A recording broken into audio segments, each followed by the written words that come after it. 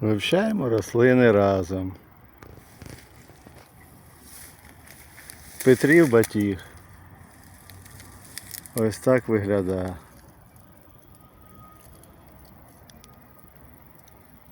Нема дощу, трошки жухне.